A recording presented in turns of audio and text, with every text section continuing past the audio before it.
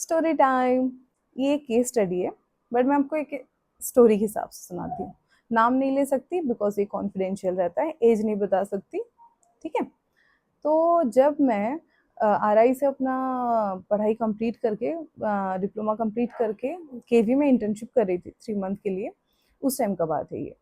तो उस टाइम क्या हुआ था ना, एक दिन मैं ऐसे कॉरिडोर से गुजर रही थी, एक बच्चा था छोटा सा। ठीक है। तो मे बी वो 2-3 क्लास में होगा, आई डोंट नो, मैंने उससे पूछा ही नहीं। ठीक है। तो 2-3 क्लास में होगा। तो वो क्या किया ना, ऐसे कॉरिडोर में बैठा हुआ था और मैं थोड़ा डिस्टेंस से उसको ऑब्जॉर्व कर रही थी। I was trying to observe कि कर क्या रहा है ये। बट इतना मुझे उसके फेस से पता चल रहा था कि वो अच्छा नहीं फील कर रहा है। ठीक है। तो पहले मैंने सोचा जाके डायरेक्टली बात करूं क्या, देन मैंने सोचा कि थोड़ा ऑब्जॉर्व करती हूँ। और मैं उसको देख के इतना समझ गई कि he is about to cry.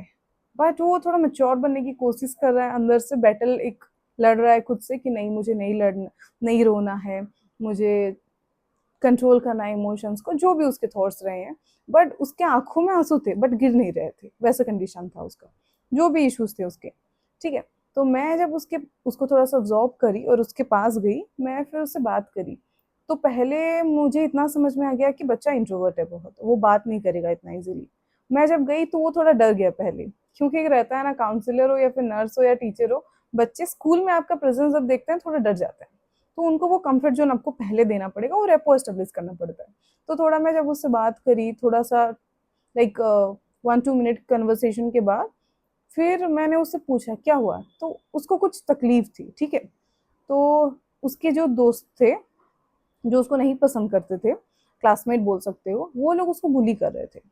और वो थोड़ा डर के टीचर्स को जाके नहीं बता पा रहा था, मेरे पास नहीं आया बिकॉज मैं 6 से 12 मेनली लेती हूँ क्लासेस, सेशंस लेती हूँ। तो थोड़े जो छोटे बच्चे हैं ना, वो नहीं उतना कंफर्टेबल हो पाते हैं कभी कभी, कुछ बच्चे, मोस्टली सब हो जाते हैं बट कुछ बच्चे नहीं हो पाते हैं, तो नहीं आ पाया वो। तो उस टाइम मैं जब उससे थोड़ा बात करी, एंड पता मुझे क्या पता चला, अब सुन के आपका दिमाग खराब हो जाएगा। उसको उससे मुझे ये पता चला कि मम्मा ने उसको बोला है कि बेटा आपको स्ट्रांग बनना है। यस, उसके मम्मा ने ऑल्दो उसको समझाया था कि बेटा आपको स्ट्रांग बनना है, आप ब्रेव बच्चे हो, आपको नहीं रोना है। मतलब एक मेल वाला टीचिंग उनको जो दिया गया था, उसके कारण उसको जो बुरा फील हो रहा था कि उसको बुली किया गया है डिफरेंट वेज में, तो ना ही वो रो पा रहा था, और डर के मारे तो वो ऐसे ही नहीं जाके बता पा रहा था। मतलब सोचो कि हम एक, जस्ट बिकॉज एक इंसान है वो, बट वो लड़का है, तो हम बच्चों को कैसे बचपन से कैसे ट्रेनिंग दे रहे हैं, इमोशंस डिस्क्रिमिनेट नहीं करते हैं। और मैं आजकल के सारे पेरेंट्स को समझाना चाहूंगी कि आपका बच्चा मेल हो या फीमेल हो, सबको समझाओ कि इमोशंस जो भी हैं उनको बहने दो। ठीक है, आप एक प्रोफेशनल सेटिंग में हो, उस चीज को कंट्रोल करो, that is a wise thing. But जब आप अपने दोस्तों के साथ हो, जब आप थोड़े अपने फैमिलियर प्लेस में हो, उस टाइम में तो एटलीस्ट किसी से वो एक्सप्रेस करे।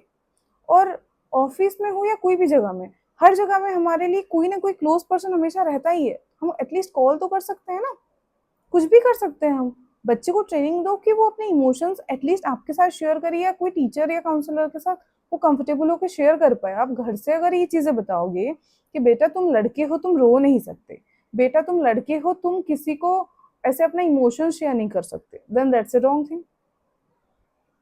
Okay. So as you all know कि हम ये मंथ ऑफ जून को मेल मेंटल हेल्थ मंथ हिसाब से शेयर कर रहे हैं, तो लाइक सेलिब्रेट कर रहे हैं, तो हम इस महीने डिफरेंट स्टोरीज सुनेंगे, डिफरेंट केस स्टडीज के बारे में बात करेंगे। और 2-4 दिन बचा है मंथ एंड होने के लिए।